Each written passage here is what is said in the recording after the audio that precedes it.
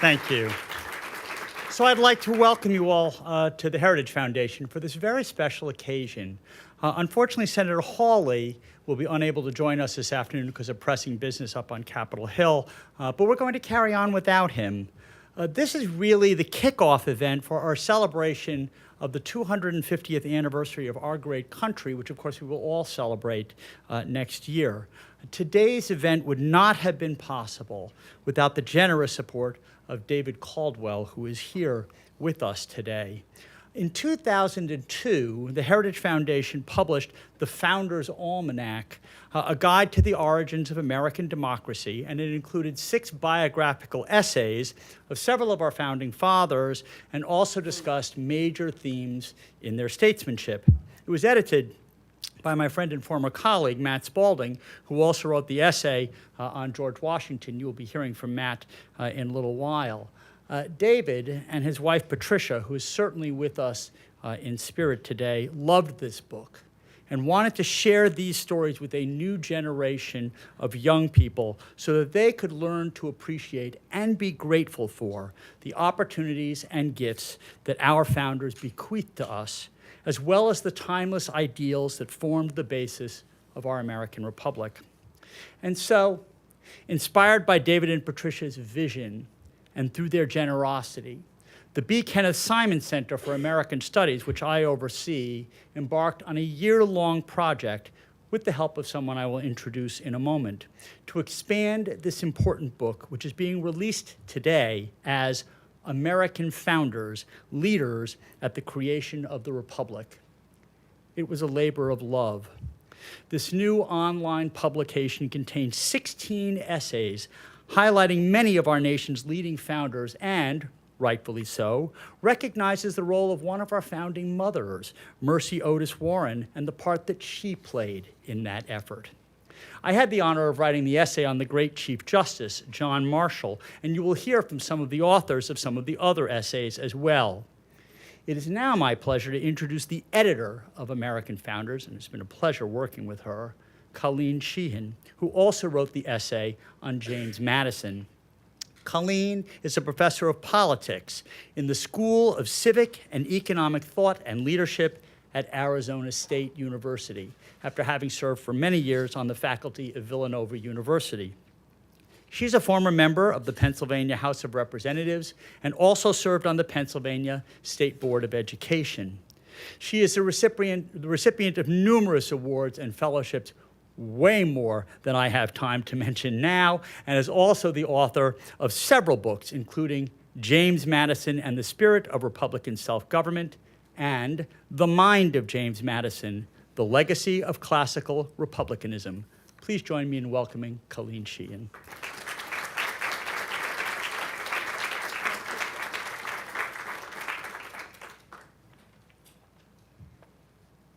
Thank you very much, John. It has really been my pleasure to spend this last year at the Simon Center with John and Brenda and Jillian. I know Jillian's here.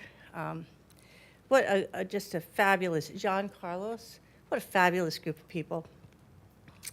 And thank you for all that you did to make this book possible, including your leadership of the overall project and, of course, your essay on John Marshall.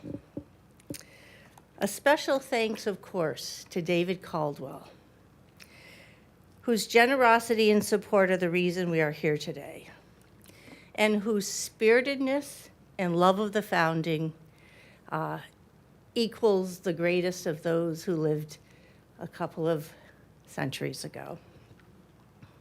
And another special thanks to Paul Ray. I don't know if he was able to be here today, but he's the former acting director of the Simon Center. And also to Jillian Richard Agos, the associate editor of this volume, whose talents and attention to detail are remarkable, equaled only by her dedication and depth of character. Absolute pleasure working with Jillian. Now, the American founding has a couple of firsts. It was in 1776, and I think of the founding as sort of 1774, actually, because of Lincoln. Lincoln says The Union is older even than the Declaration or the Constitution. It goes back to the Articles of Association. That's when we became a people.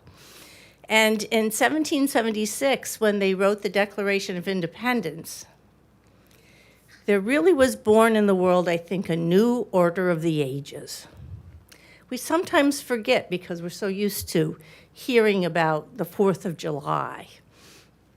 But it was the first time a people declared their independence, not because they thought they were special in some way and different from other people, but because of what they shared with all other human beings at all times and all places. And then when we jump up to the Constitution, that was a first too.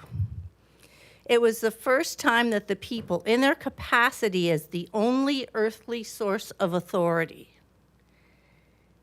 came together and agreed to form a pact and form a free government as a people. Now, Hamilton said something about this in the first Federalist paper.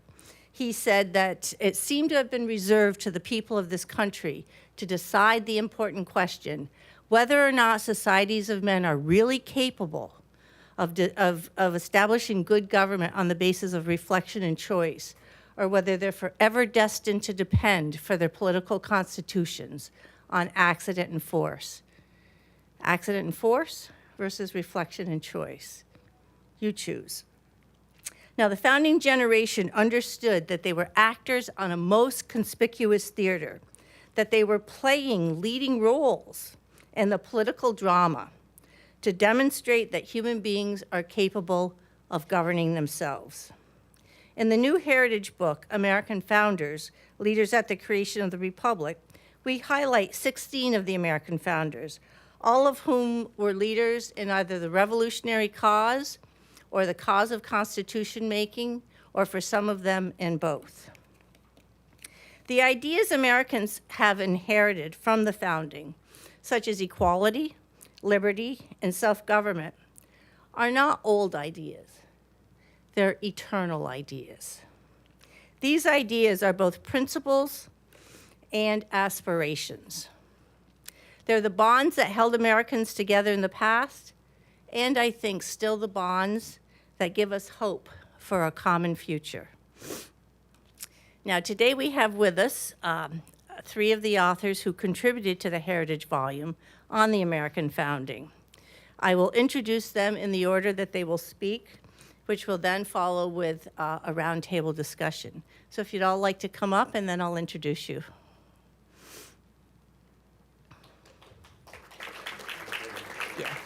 Yeah. Just take the first one. Yeah. Are you here at the end? I think the other end.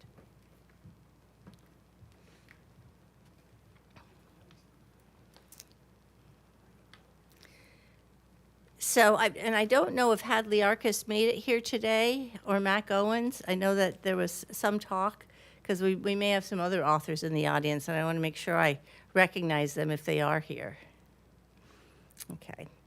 Okay, first of all, at the far end, we have Matt Spalding, who is the Kirby Professor in Constitutional Government at Hillsdale College, and also the Dean of the Van Andel Graduate School of Government at Hillsdale, Washington, D.C. campus. He's the author of several books, including We Still Hold These Truths, Rediscovering Our Principles and Reclaiming Our Future. He's also the editor of the Heritage Guide to the Constitution, which I believe is right now in its second coming. And he's also, of course, as you heard, the editor of the Founders Almanac, which served as the basis and the inspiration for the book that we're launching today. And I believe Matt has a brand new book that's just been finished on the Declaration of Independence in celebration and celebration for America 250. So congratulations on that, Matt. I should also say that Matt was vice president of American Studies at the Heritage Foundation when he was here and director of the B. Kenneth Simon Center for Principles and Politics, a very, very fine center here at Heritage. Brenda Hafera is the assistant director and senior policy analyst at the Heritage Foundation Simon Center for American Studies. She's been a Publius Fellow at the Claremont Institute and a James Madison Fellow at Hillsdale College. Her work is focused on American ideas and institutions, and her articles have appeared in publications such as Modern Age, The Federalist, Law and Liberty, The National Interest, and The Hill. Brenda is currently working on an exciting and important project that will produce an informative map of the leading historical landmarks in the nation, including such places as Monticello, Montpelier, Mount Vernon, and the Museum of the American Revolution. This is going to be, I think, a shining moment for the Heritage Foundation. And Carson Holloway is professor of political science at the University of Nebraska, Omaha. Among his publications are Hamilton versus Jefferson in the Washington administration, Completing the Founding or Betraying the Founding, which was published with Cambridge University Press. And he's author of The Way of Life, John Paul II and the Challenge of Modern Liberalism, published by Baylor, among his many publications. Professor Holloway has received multiple awards and fellowships, including with the James Madison Program of Princeton University, with the Heritage Foundation's B. Kenneth Simon Center. He was a visiting fellow. And at his own college, he's won both the Teaching Award and the Research Award. Very impressive. Matt, if you'd like to go first.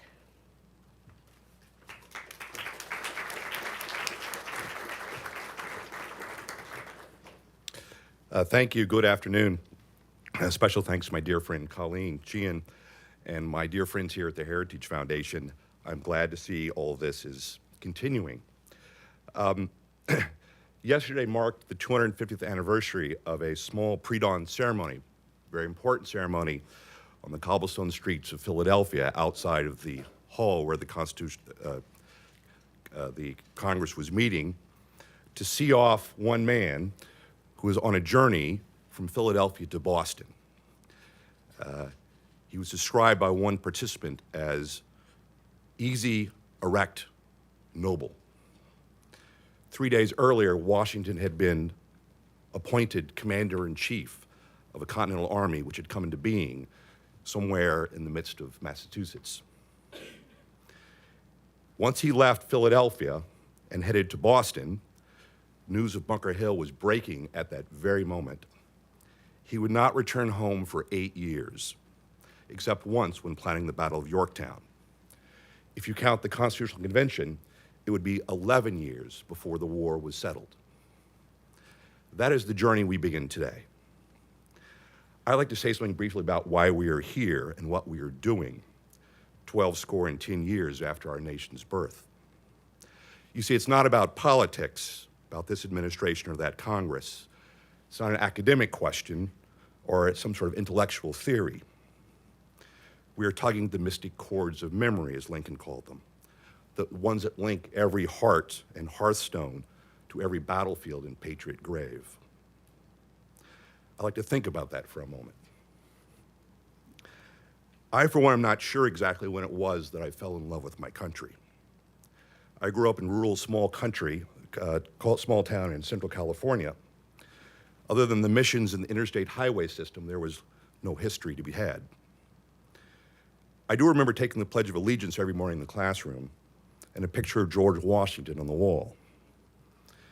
I had a romantic view of history, took a crack at Mallory's Le Morte d'Arthur, soon turned to T.H. White's series on the once and future king, which led me to Tolkien's Hobbit and The Lord of the Rings.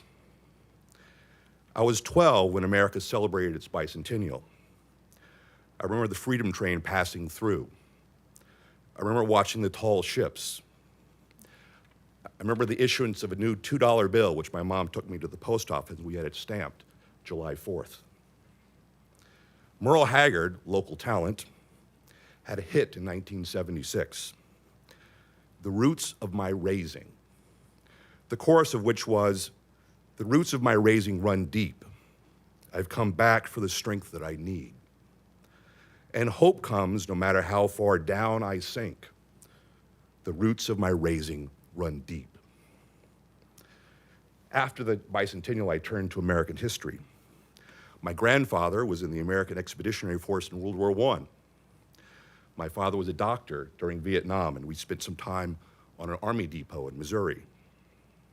I loved biography and military history and presidents. I had a great social science teacher in high school. I entered college when America was going towards the bicentennial of the Constitution, and there I met professors that would change the course of my life. We studied Aristotle and Cicero, Shakespeare, Mark Twain, Lincoln, and Churchill. And I encountered documents, the Federalists, the creation of the Constitution, and of course, the Declaration of Independence, and began a lifelong understanding of a deeper meaning of America. It was after the bicentennial that I decided to go back and get a PhD. And then I started teaching, first here at the Heritage Foundation, and now at Hillsdale College. There are many reasons why one might come to love his country. It first appears by its connection to place, a bond to a physical location, usually associated with where one grew up, to home, to hearth, neighborhood, town, familiar places that define one's civic society. Tocqueville called them the habits of the heart. These ways and manners connected to place and homeland, national sentiments, habits, traditions. Edmund Burke famously said that to make us love our country ought to be lovely. What he meant by that were the little platoons, what he called the seeds of public affection. These instinctive attachments are very important, but often become superficial and sometimes vague. But they become transformed into commitments with real depth when we make connections to those beyond ourselves, to other generations, to our extended family, to our ancestors, those that broaden our perspectives, give us a sense of time and place, a larger narrative. It was Augustine who famously said that you really couldn't love something unless you came to know it, to know its nature, its qualities, its essence, its purpose. A love that requires a level of understanding of beyond acquaintance, to have knowledge of the thing. In Democracy in America, Tocqueville talks about two types of patriotism: the instinctive patriotism of place and immediacy, of attachment, but also reflective patriotism. One reason he loved America so much, because America had both. Reflective patriotism aided by the laws and by the exercise of rights. And that reflective patriotism, when it's connected with history, can transcend time and take you to places beyond yourself. Or as C.S. Lewis pointed out, sometimes you get a fleeting glimpse of something eternal. It was without patriotism, Tocqueville warned, especially reflective patriotism, that citizens become increasingly isolated and focused on narrow self-interests democracy naturally fosters, resulting in societal division, leaving one open to what he called soft despotism.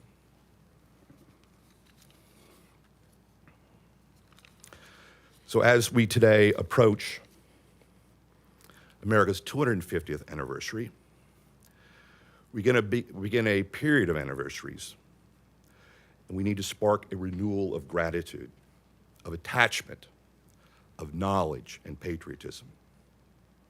There are many things that make America good, even a great country. But we must be worthy of that love. And that requires something beyond the material, beyond the immediate.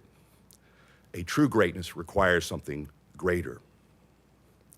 We need to appeal to the instinctive of our patriotism, but we must rediscover our history, of events, of our heroes, of whom George Washington is the best. But we need to recapture and rekindle that reflective patriotism that Tocqueville understood up to a point as a foreigner. We need to recapture the patriotism of the Declaration, the thing for which we would be willing to give our lives and our fortunes and our sacred honor. So as we begin this journey, which will take us 11 years, I ask you to join me falling in love with America again. Thank you.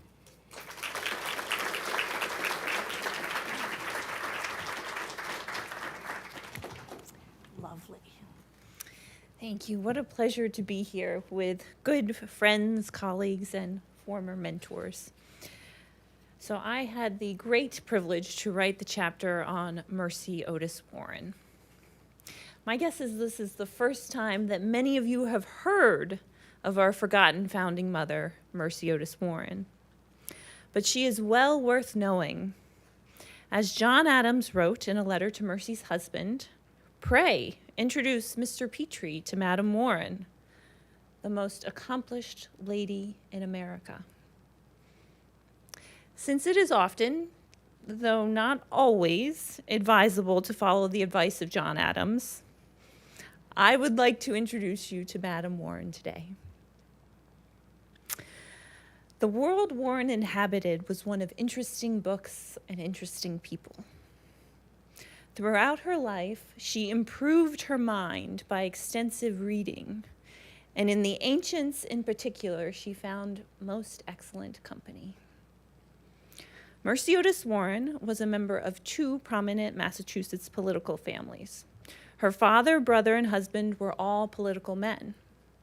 The Warren home in Plymouth, Massachusetts, has been termed a breeding place for the American Revolution, as the Sons of Liberty passed in and out to plot and plan their resistance to the British. And Mercy was acquainted with notable founders like John and Abigail Adams, George Washington, Alexander Hamilton, and Thomas Jefferson, among others. Situating Warren in this way helps us to know her. But another way to determine people's character is by examining what it is that they love. And Mercy Otis Warren was a woman who loved her country. The focus of her writing is Republican principles, and the purpose of her writing was to help found and preserve the experiment in self-government. Among her most significant accomplishments are satirical plays she published in the newspapers, her poems, Dramatics and Miscellaneous, the third notable body of poetry produced by an American woman, her Observations on the New Constitution, which was an extensive anti-federalist pamphlet, and her History of the Rise, Progress, and Termination of the American Revolution, one of the earliest histories of the War for Independence.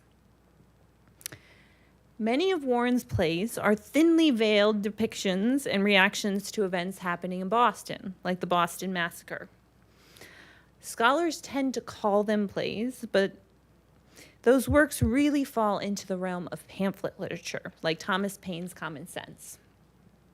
They don't have long plot lines or the most nuanced of characters, but are replete with lines like, "That man dies well who sheds his blood for freedom."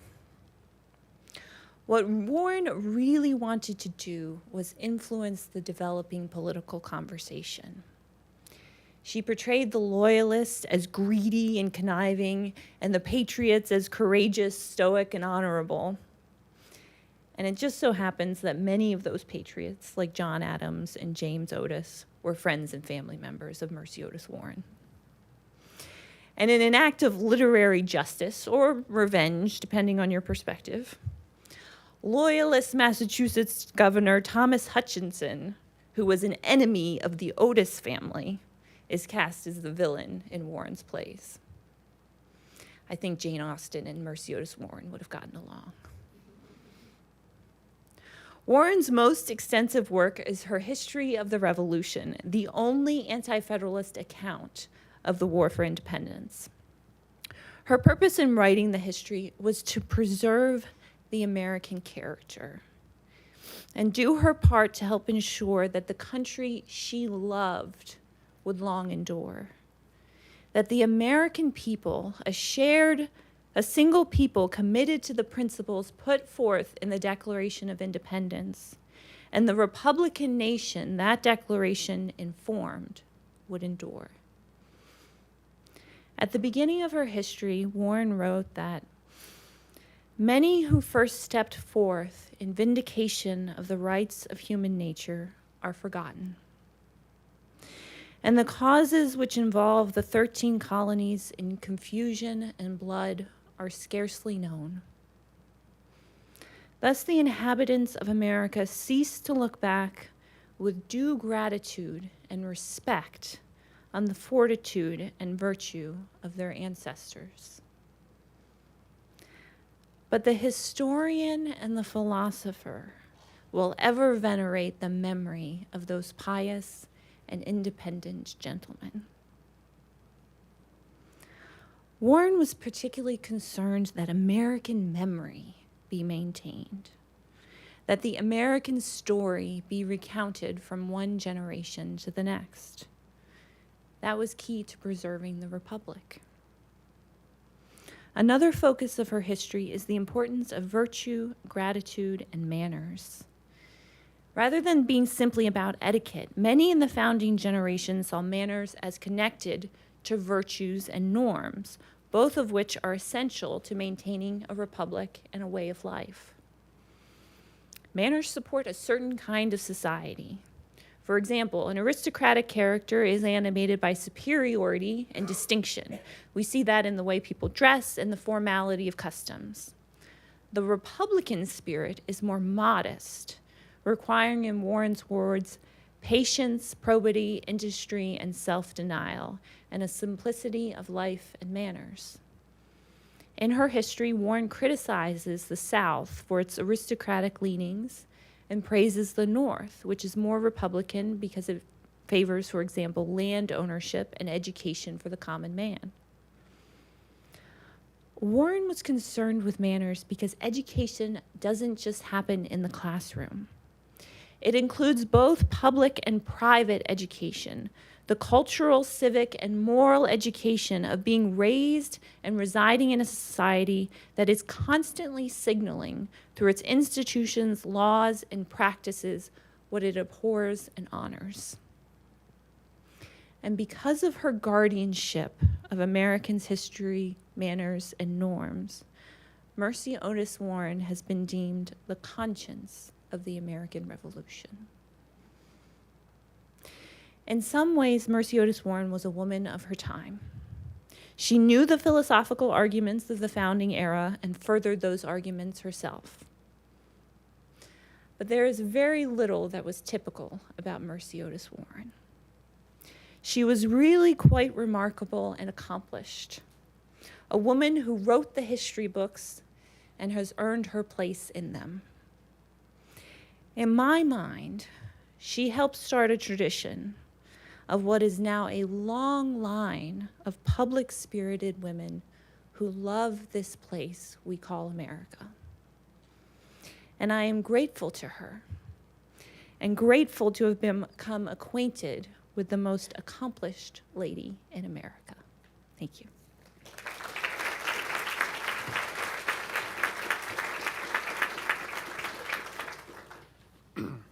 I want to thank everybody for being here, as everyone else has, and say what an honor it is and a pleasure to be involved in this project. And I think it was especially good for me to write the contribution about Thomas Jefferson, who's the founder I'll talk to you about this afternoon.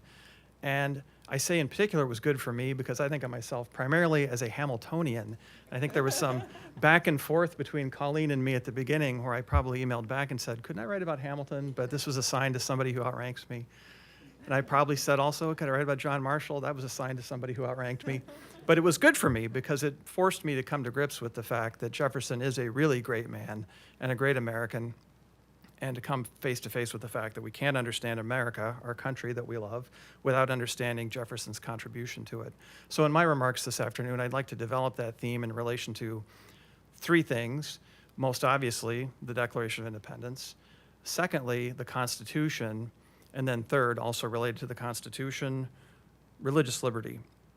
So starting from the Declaration, Jefferson is famously the principal draftsman of the Declaration of Independence, a task assigned to him by the Continental Congress and the committee that was assigned to draft the Declaration. So it fell to him, in a way, to do something very unifying, which is to give voice to the fundamental principles on which the country is established, the basic moral, political, and philosophic principles. The idea that all men are created equal, all equally endowed with certain inalienable rights, and that they must give consent to the Constitution or to the institution of their government.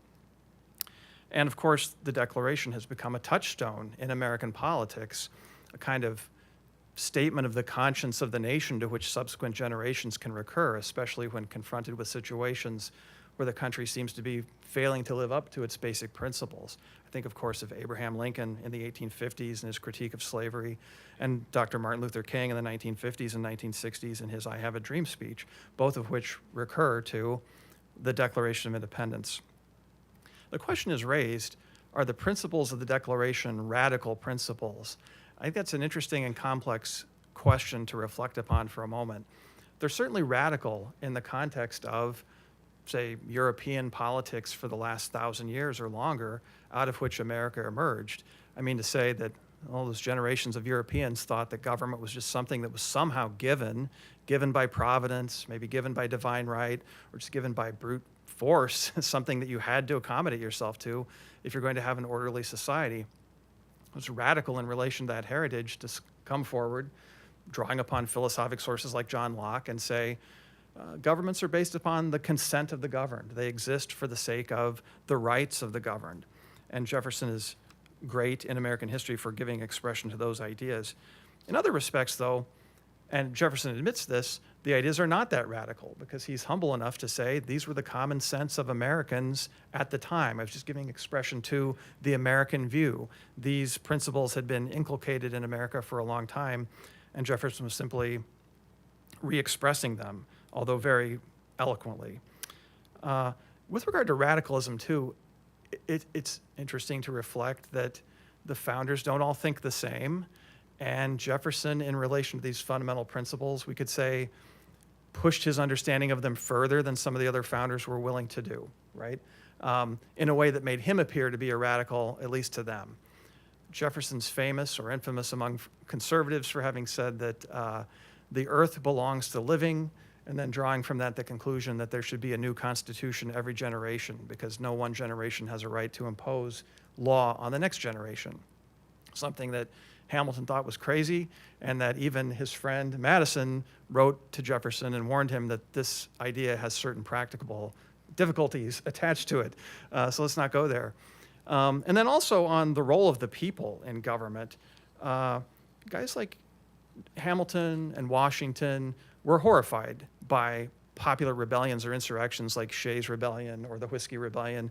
Jefferson was more open to these kinds of extra-legal assertions of the people's will, and he said that a little rebellion in politics is healthy, and those who govern Republican society shouldn't punish those people too severely, because they're doing something that's necessary for the well-being of our country and our project, our regime, and reminding people that the people have the authority to rule. With regard to slavery, of course, there's a complexity to Jefferson's commitment to the idea of equality. It's too lengthy a problem to get into here, but I'd just like to say something in defense of him, which is that although he owned slaves and did not, unlike Washington, free his slaves because he didn't think his own particular circumstances would permit that, Jefferson deserves it to be said in his defense that he was unswerving in his public condemnations of slavery and very clear that it was a wrong institution and it would be a perfection of America to get rid of it. And I think it's worth giving him credit for that, because when you're a practical politician and you represent slaveholding constituency, it's not easy necessarily to be that as consistent as he was in his condemnations of slavery. My second theme, with regard to the Constitution, I think Jefferson is most famous and most consequential as a defender of strict construction and states' rights, a defender, that is, of a narrow interpretation of the federal power in defense not only of individual liberty, but also the authority of the states in our federal system. And this contribution emerged in the context of his great fights with Alexander Hamilton in the Washington administration, and then later his fights with the Federalist Party. Hamilton's bank proposal was a warning bell to Jefferson because he thought it was based upon a too expansive interpretation of the Necessary and Proper Clause. Hamilton's plan for bounties to be paid to American manufacturers was an even more alarming symptom of something that Jefferson thought was a tendency in Hamiltonianism toward, and in the policies of the Federalist Party, toward unlimited government and subverting the limits of the Constitution. Jefferson did not think that the general welfare language of the taxing and spending power should be pushed to the extent of paying bounties or subsidies to manufacturers. So he ended up thinking that this Hamiltonian or Federalist policy would destroy the Constitution as a charter of limited government. So the stakes were high for him. Hence, he was energetic and eloquent, as usual, in his defense of the limits that he thought were more appropriate. And then finally, after the Washington administration, the Federalist Congress enacted, and President Adams signed into law the Alien and Sedition Acts, Jefferson again thought that this was a bigger and more serious overstepping of the boundaries. And so he stepped forward with Madison in the Kentucky and Virginia resolutions to defend the role of the states in interpreting the Constitution, and going further than Madison, defending an idea of nullification of federal law if it's unconstitutional. And all of those, I was going to say something about this, if I get the balance right. Some of those things were later repudiated by either the general sense of the country or by the Supreme Court. But I don't think that that means that Jefferson's unimportant in relation to those arguments, because he still stands as, I think, the most famous defender of a strictly limited federal government, and that's a position to which many people want to recur, and they have him as their champion in American history. And finally, on religious liberty, Jefferson also considered this to be, and we would have to acknowledge that it is, one of his major contributions to American political discourse. And here, again, he's involved in controversy with the other founders. He thought the federal government had no business dealing in religion or encouraging people to be religious. Unlike the earlier presidents, Washington and Adams, he did not issue Thanksgiving Day proclamations because he thought it was simply outside the scope of the federal government's power to do so. And that understanding of the limited role of government in religion is something that's been very important to the modern Supreme Court since the 1940s in interpreting the Constitution of the United States, First Amendment especially. So as all this discussion indicates, I would conclude, Jefferson's legacy is complicated. On the one hand, he's a symbol of what unifies Americans. It fell to him at the moment of the nation's birth to express the fundamental principles on which our political way of life is established. On the other hand, he's also a sign of division. He became the founder and leader of a great political party. He contended for interpretations of the Constitution that clashed with those favored by others among the founders. And that Jefferson was involved in these controversies, I wanted to say, does not in any way detract from his greatness. Politics is inherently controversial, and all the towering figures of the founding generation were parties to these controversies in one way or another. In any case, there's no doubt that Jefferson earned lasting greatness through his contributions, both to unity and to controversy. When called upon to speak for the country in the Declaration of Independence, he did it in so memorable and powerful a fashion that it's now almost impossible to imagine America apart from the principles he stated and the words he chose to express them. And when acting in the realm of constitutional controversy, Jefferson proved himself to be one of the most energetic and intelligent exponents of ideas that have influenced American politics from the time of his generation until our own. So I would conclude that no one, not even his critics, can deny that to understand America fully, we do have to understand the political career and the thinking of Thomas Jefferson. Thank you.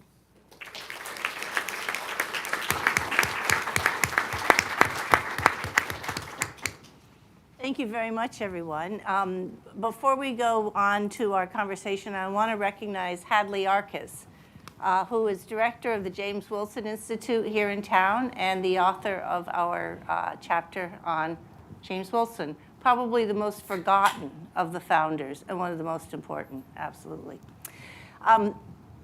Matt, we share a common teacher at Claremont, Harry Jaffa, and he once said, just off the cuff, he said, you know, Washington was a public-spirited man, was a perfectly public-spirited man before there was any public to be spirited about. What inspired Washington's spiritedness? That's a good question. Just as a practical matter, we should remember that he's appointed general a full year before the Declaration of Independence. And he goes on, he takes his army into New York prior to receiving permission. And he arrests, among other things, the mayor of New York and charges him with treason before the Constitution and the law even existed. So this is a man who had a very deep understanding of what he was about. I think partly what Dr. Jaffa meant by that, of course, Bill Allen was our other great teacher on Washington. He personified, he imbibed every principle of the founding, but he brought them to life. It's no coincidence that I will grant Jefferson his due, but he was a terrible governor, and he bought Louisiana, but other than that, wasn't a great president.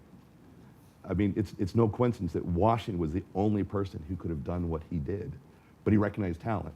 Jefferson, Hamilton, Madison. But there was something about him that he just embodied all these ideas in a way that made him the kind of classical Aristotelian personification of a statesman. You know, there's a legend that he stood apart, and people today think it's probably not true. Is it true? Did he stand apart from all the others? You mean like physically or just? No, I think they all recognize something about him.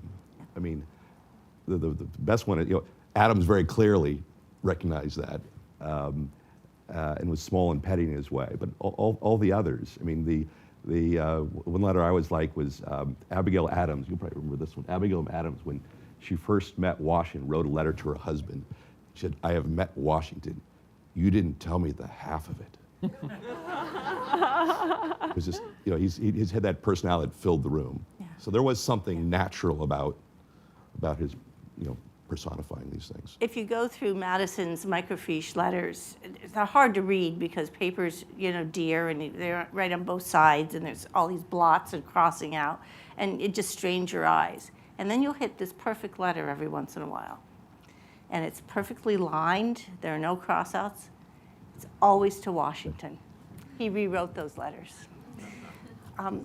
So Brenda, Mercy Otis Warren wrote quite a bit about the Revolution, thought about it. What did she think was the cause and the purpose of the Revolution? Well, the purpose, in her opinion, and like most of the founding fathers and mothers, was to establish a self-governing people and a self-governing nation. And they as a whole understood that to have two definitions. It means self-governing on the individual level, which is I literally govern myself, that my reason is above my passions and my impulses, that I have an orderedness about my conduct and my soul. So that's one definition of self-government. And the second is institutional self-government, is that we have a nation formed on consent of the people. And we recognize that through mechanisms like voting and representation of our elected officials. And there's a correlation between the two. There's a relationship that, or another way to say this, Mercy Otis Warren is a student of the ancients. You need a virtuous citizenry for the republic to survive. So that's the correlation between the two. And for America to be truly self-governing in the highest sense, both of those conditions must be true. So that's what she sees as the purpose. And she sees as the cause. I think historians today think that they're objective, and it's not true, and Mercy Otis Warren had no illusions about that. Her history is more like Alexis de Tocqueville. She thinks the cause is the American national character. There's this spiritedness about Americans where they don't want to be subjects at all, right? They want to be citizens. And that is what gives rise to the American Revolution. There's something different about Americans, that they reject this wholesale. Carson, I think you probably are familiar with the controversy over not only Jefferson, but even over this whole idea that all men are created equal. Some people think it's a lie. Some people think that it refers only to males and not females, whites, not blacks, or any other colors. What does that mean? Can we know what it means? I think we can know what it means. I think it's important to clarify what it means and what it doesn't mean.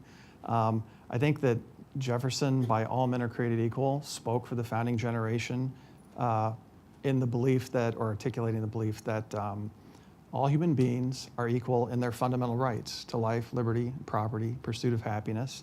Governments are instituted to protect those rights equally for all people. Governments don't exist to defend the interests of certain classes of citizens over the interests of other citizens, but to protect them all equally in their fundamental rights.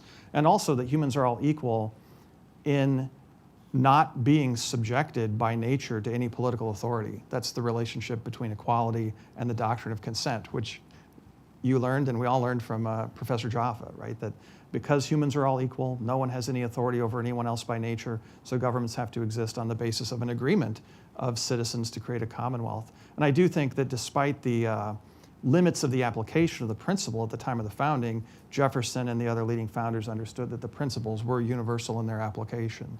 That's why they were able to see that slavery, for example, was an injustice, even though they didn't think they could correct it at the moment. And then as far as the other side of it, what it doesn't mean, I mean, it's important to distinguish between appreciation for equality as an intelligible political and moral principle with certain rational limits on the one hand, and then on the other hand, egalitarianism or making equality the measure of all things in politics. And I think it's very clear from what he said and how he acted that Jefferson was not an egalitarian. It would be an abuse of the principle to try to turn it to those purposes. When Jefferson spoke about education, he was in favor of a scheme of public education as a way of identifying and elevating those who had superior talent. So he's aware that some people are maybe smarter than others or more driven than others.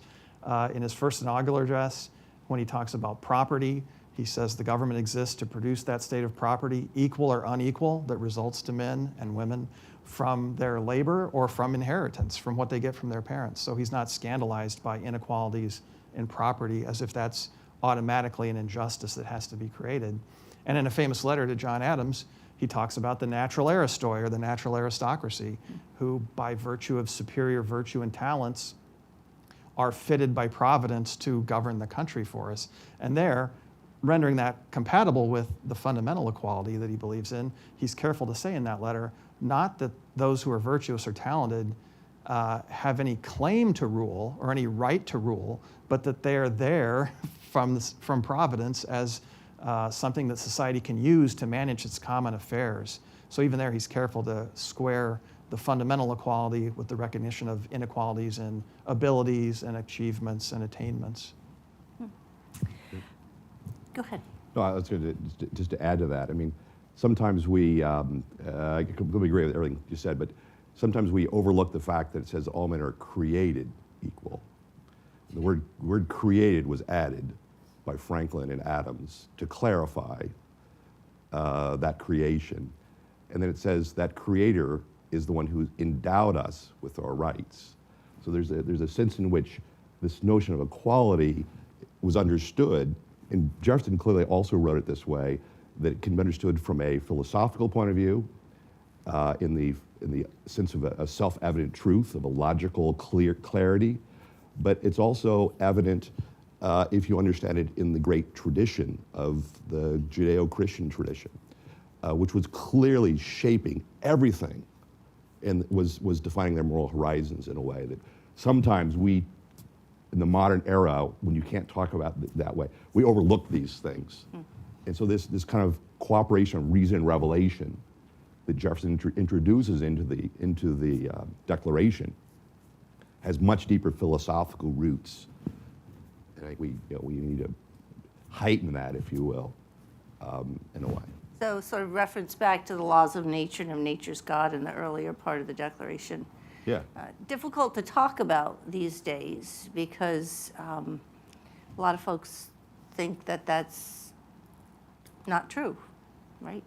Well, I mean, part of it is, the Jefferson on religious liberty is an important aspect of the founding, but that doesn't mean that the founders meant to write out of or erase from our consciousness a kind of theological understanding about what this is and what man is. I mean, nature is clearly understood as a philosophical thing, but also a thing that was formed by God in the sense of a general revelation that we can understand by reason. And so we've got to somehow recapture that language, it seems to me, don't you? I agree. And Jefferson himself is clear that the religion that Americans held is a beneficent one and good for society and politically wholesome. He says that in the notes on the state of Virginia. How can we maintain our rights unless we keep the idea that they are endowed by their creator? So on that, I'll be interested in your thoughts on this too. Thomas Paine, clearly an outlier. Ben Franklin becomes very problematic, very deistic in his way.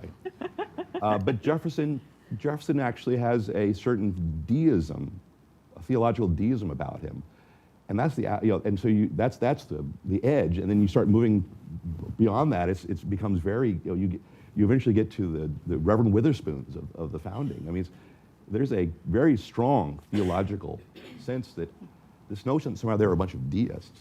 I've never thought that had held any water. You know, the person who's responsible for this new book on the founders, David Caldwell, said to me more than once, tell the story of the founding. And I want to ask our panelists, because Washington once said, he said to his fellow citizens, you are actors on a most conspicuous theater. And another time he said, you're going to decide the fate of millions yet unborn. What is this thing, the American story? And, you know, if the founders sort of envisioned it in their mind before they wrote it upon the land, what is it that they envisioned? And what chapter are we at today? So if I could maybe bridge this previous conversation to what you just asked. Mercy Otis Warren talks a lot about providence. This is also something that makes us a bit uncomfortable today.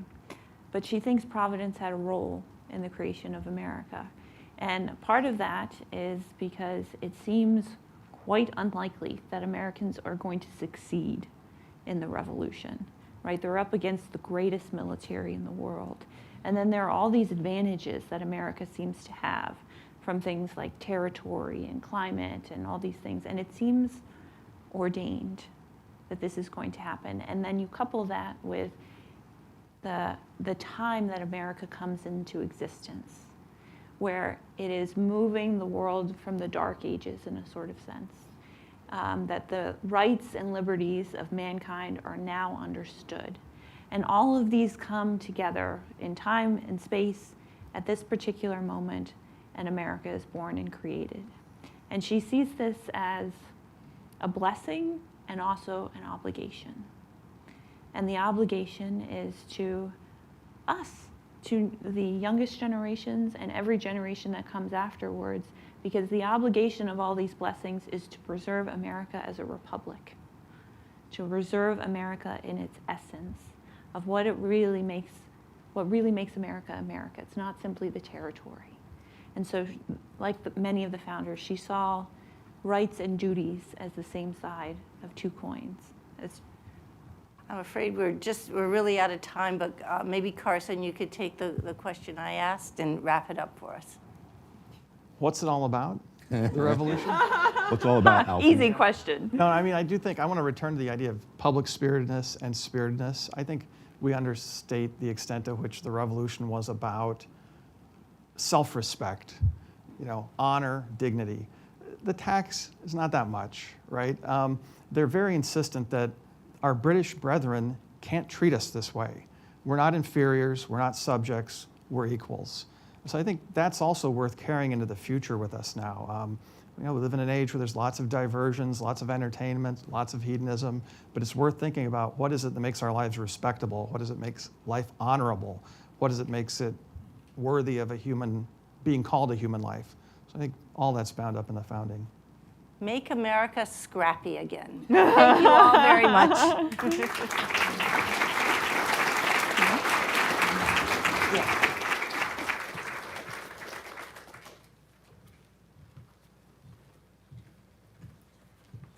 And now for a very, very important part of our program, I'd like to welcome to the podium Derek Morgan, Executive Vice President of the Heritage Foundation.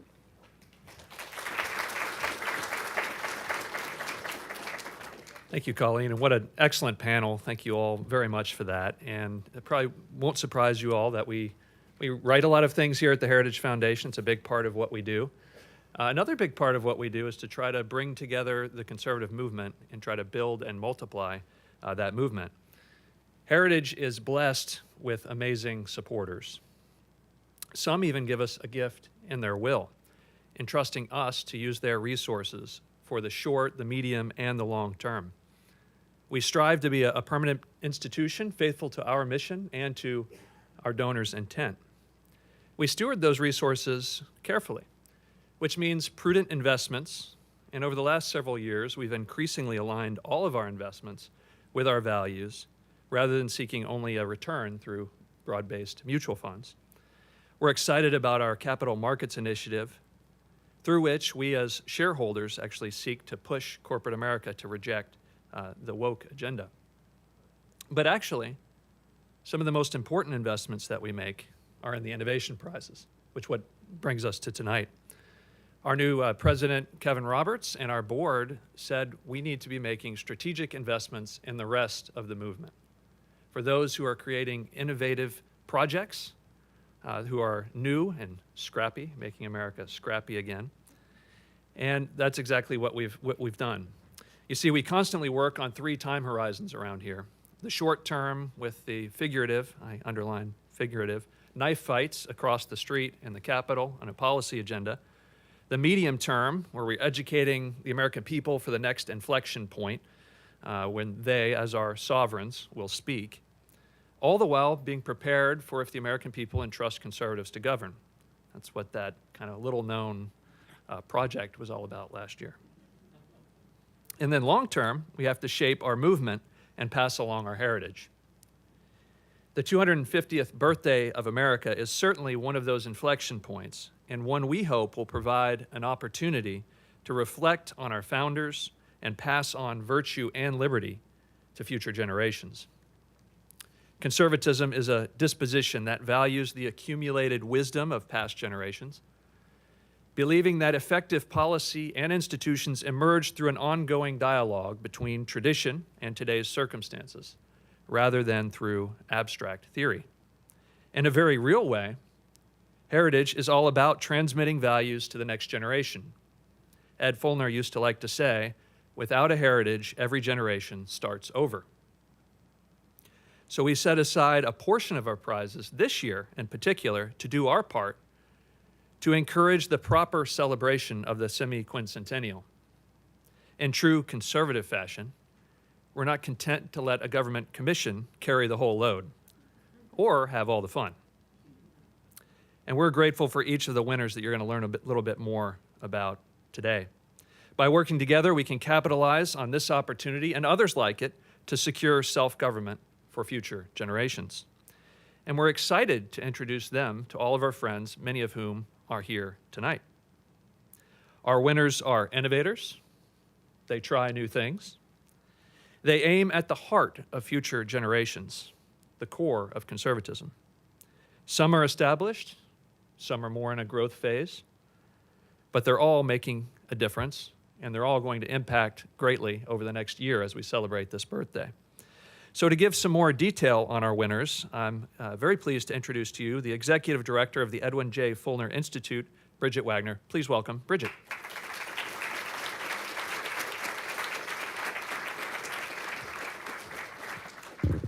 Thanks, Derek. As we approach America's 250th anniversary in 2026, we have a unique opportunity before us. This milestone is not just a celebration of our nation's history, but a chance to reclaim and reinforce the founding principles that have made America exceptional. It's concerning to see surveys that show that many of our high school and college students lack a basic knowledge of American history. They may have never read the Constitution or the Declaration of Independence, and they can't explain why America is exceptional. Founded on a Declaration of Unalienable Rights, a Constitution of limited government powers, and a Bill of Rights that protects free speech, religious liberty, and the right to assembly. A coordinated effort, as many of us know, has been made to rewrite our history, erase the founders, and undermine the concept of permanent truths, applicable to all men and at all times, as Abraham Lincoln said. It's not hard to see why our country is so divided, or why Americans, particularly younger Americans, have lost faith in our institutions when we consider the state of civics and history education. This 250th anniversary gives us a special opportunity, as Heritage President Kevin Roberts likes to say, to reclaim our history, our schools, our churches, and our monuments, and in the process, build our future. We have an opportunity to educate Americans, help them rediscover our founding principles, and inspire a new generation in the way Matt Spalding spoke of earlier. John Adams famously asked, "What do we mean by the American Revolution?" He explained that the real revolution was not the war, but what came before. It was the revolution in the minds and hearts of the people. This revolution prepared the ground for self-government.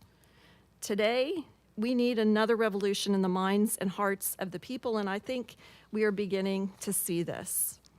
For this special America's 250th Innovation Prize round, we received 139 applications from organizations in 36 states and the District of Columbia. New books, films, exhibits, and training programs, new monuments and celebrations, artistic and musical creations. After very careful review, our prize committee selected 5 winners that celebrate America's 250th anniversary, share our history and the founders' stories in creative ways, educate American citizens about our founding principles, and inspire patriotism, gratitude, and a love of America, particularly among the young. So, on to the winners. We are excited to award America's 250th Innovation Prize and $50,000 to Cana Academy, a Virginia-based academy that provides training and resources for teachers to effectively lead their students, aiming to renew culture by improving teaching, learning, and advancing the common good. Since 2016, they've provided in-person training for more than 5,000 teachers.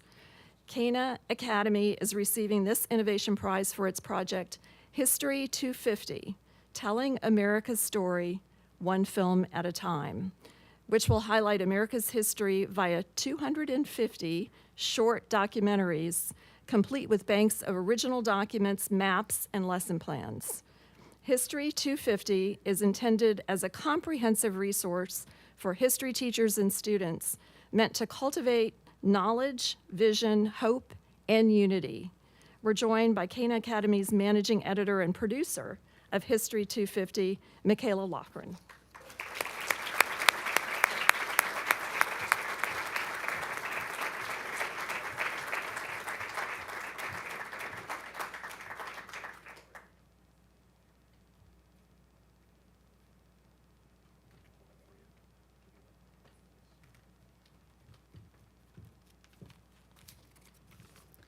Thank you, Bridget. Academy, we envision a great humanities education for everyone. Our whole team is greatly encouraged by this prize and deeply grateful. The History 250 film series represents our most ambitious project to date. Our plan is to build out 250 short documentaries on the most important historical events in America's past. 24 of the films are already available at the project's website, history250.org. The films will be a permanent resource for schools, continuing education programs, and the broader public. They are free, beautiful, true to what actually happened in America's story, and sympathetic towards our forebears. History 250 does not shy away from America's darker moments, nor, however, do we reduce America's history to moments of moral failure. Like Abraham Lincoln and Martin Luther King Jr., who invoked the American founding as a source of knowledge and vision, History 250 looks to the American past for understanding about our common humanity and practical wisdom about how we can continue to advance the purpose of ordered liberty.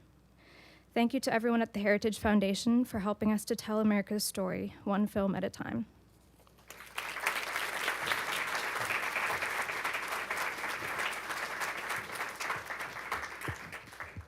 Next, we are pleased to award America's 250th Innovation Prize and $50,000 to the Emergent Order Foundation and its project, 250 Years in Pursuit. The Emergent Order Foundation uses heroic storytelling that embodies classical virtues and inspires purposeful action, delivered through popular podcasts and a YouTube channel ranked in the top 1% of all active YouTube channels. Their vision is a thriving, free society rooted in civil discourse, freedom, and strong families. Their prize-winning project will capture that spirit in a 6-part video series that will culminate on July 4th, 2026. 250 Years in Pursuit will feature interviews with top historians and scholars and explore the roots of our liberty, the founding documents, and the enduring legacy of American ideals. As the nation approaches its 250th anniversary, we need relevant, engaging content distributed through platforms that reach new audiences. Thank you, Emergent Order, for helping us provide that. We're joined by Ivy Carnes, Development Director of the Emergent Order Foundation.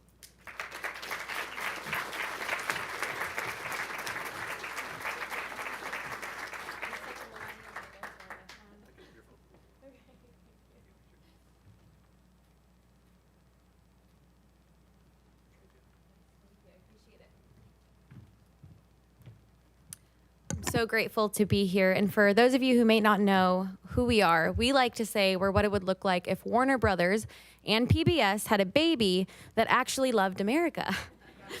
You know, I'm honored to accept this award on behalf of Emergent Order Foundation, and thank you so much to the Heritage Foundation for investing in the future of America by shining a light on our shared past.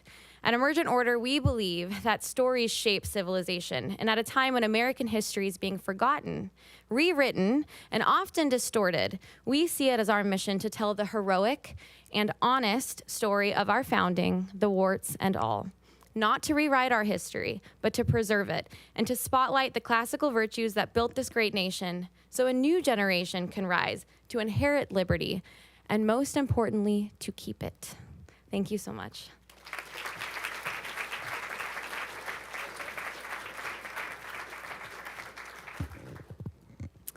Next up, we are proud to award an America's 250th Innovation Prize and $50,000 to the Herzog Foundation for its project, the Freedom Tour.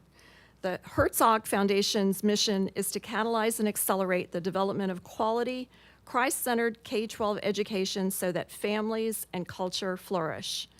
Their prize-winning project, the Freedom Tour, is a 3-week celebration that will take place from mid-June to July 3rd, 2026, visiting all 13 original colonies and featuring rally-style battlefield birthday parties, music and family entertainment designed to educate citizens on America's founding values and inspire renewed patriotism. I understand the planning is already underway. The tour will stream on social media platforms, showcase student art and writing on the founding, and feature teacher trainings on how to pass on our founding values.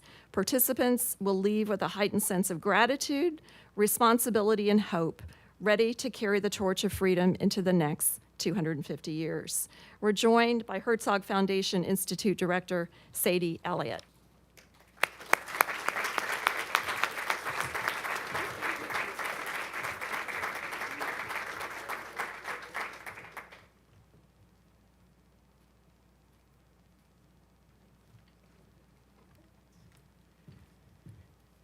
Wonderful, thank you. Well, first to Bridget and the entire team here at the Heritage Foundation, I just want to say thank you for being a champion of American founding values. and for being a leading voice in the effort to celebrate America's 250th birthday. What an incredible milestone for this great American experiment of ours, and what a great time to be alive. It is my honor to accept this award on behalf of the Herzog Foundation, where we seek to honor the life and legacy of our founder, Stan Herzog. Stan was a successful businessman and entrepreneur only because of the opportunity afforded to him in this nation. He was also a father, a grandfather, a philanthropist, a Christian, and an American patriot who believed that a return to the American founding ideals is what would drive this nation forward.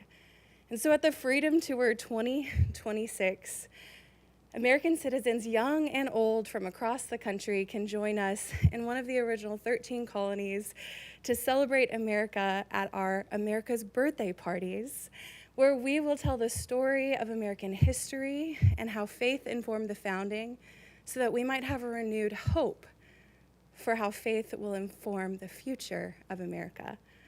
I would like to invite all of you in this room personally to join us at America's Birthday Parties on the Freedom Tour, where we hope to revive a sense of American patriotism to move faith and freedom forward. Thank you, and I hope to see you there.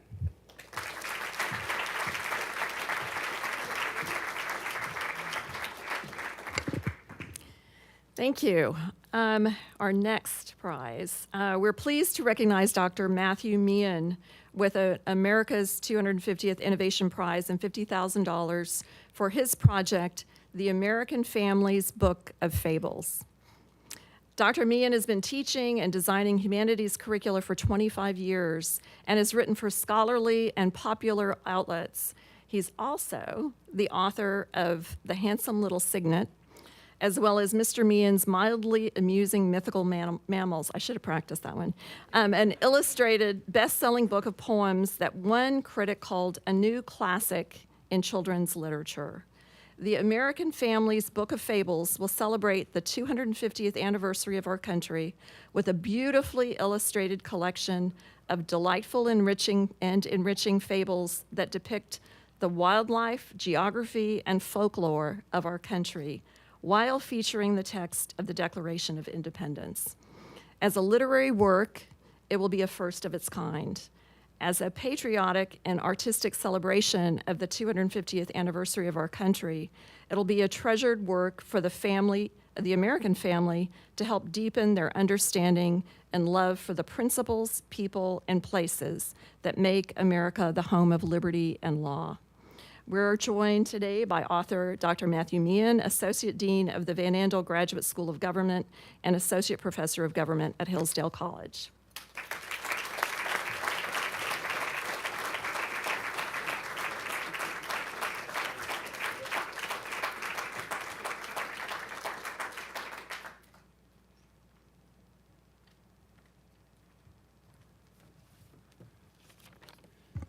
I'm relieved there's no swelling strings at the conservative Oscars here.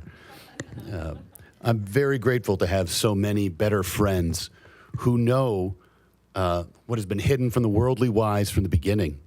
They remember that while honor and treasure come from adults, the security of our country's future comes from children.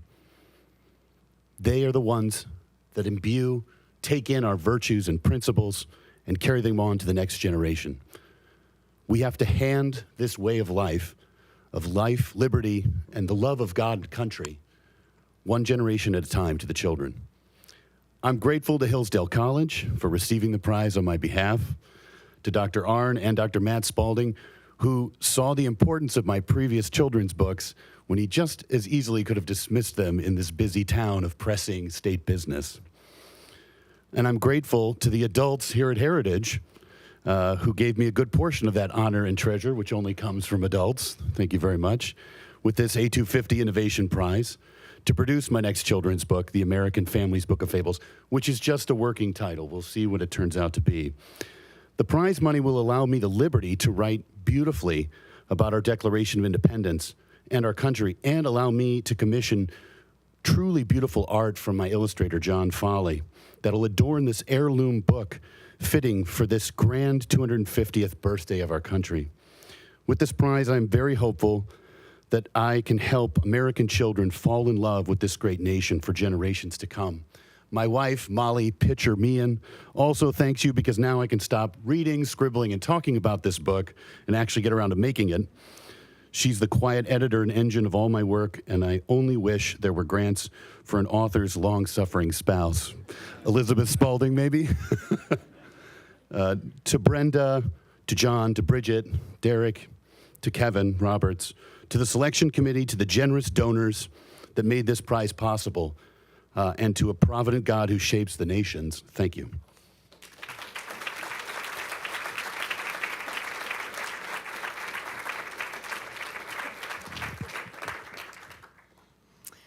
And for our last prize, we're excited to award the Sophia Institute with an America's 250th Innovation Prize and $50,000 for its project, Fostering Virtuous Patriotism, celebrating America's 250th anniversary in Catholic schools.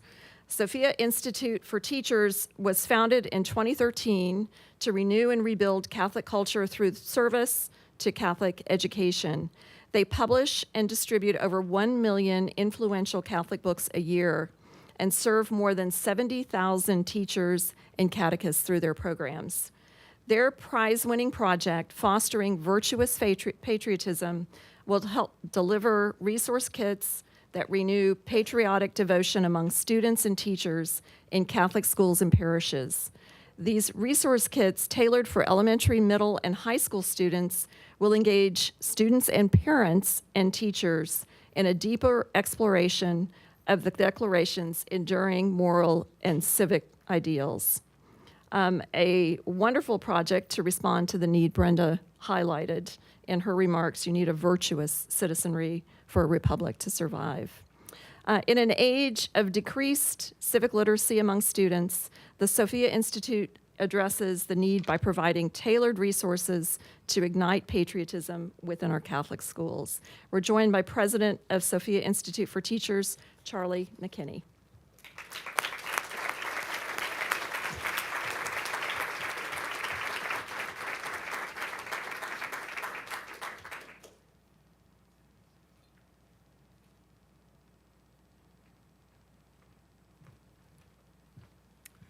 Well, I'm president of Sophia Institute Press, which is a Catholic publishing house based in New Hampshire. And while we publish mostly Catholic work, almost all of our leadership team actually had their start in the conservative movement. I worked at the Intercollegiate Studies Institute. Our COO was vice president at the Bill of Rights Institute. And my wife, who does most of a lot of our design even today, worked here at the Heritage Foundation in the early 2000s. And we all moved up to New Hampshire about 12 years ago to build what is now the largest Catholic publishing house in the country, where we publish over 100 books a year. And then we expanded into Catholic education, where now half of Catholic dioceses outsource all or a portion of their teacher training to us. And we build a K-12 curriculum that's not only the fastest growing, but now the most used Catholic religion textbook in the country. And we're deeply excited to now be focusing on a new curriculum that helps young people understand the moral ideas and the ideals and the virtues that underpin our founding documents, help them come to a deeper appreciation of America's founding principles, and America's founders. I haven't seen our team as excited about a curriculum project as I have on this, so we're deeply grateful, and thank you, Bridget and the Heritage Foundation, for making this possible. Thank you.